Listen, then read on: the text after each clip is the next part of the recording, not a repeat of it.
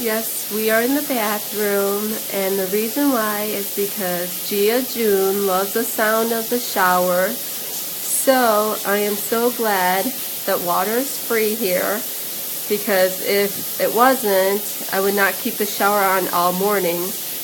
But she apparently falls asleep to the sound of water. So I just thought you would like to know that.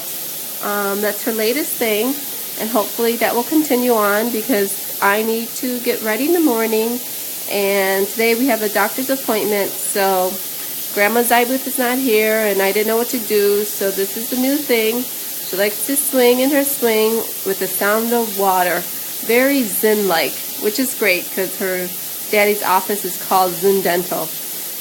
Anyways, that's the latest update and news for your information. Thank you, and we'll talk to you later. Bye.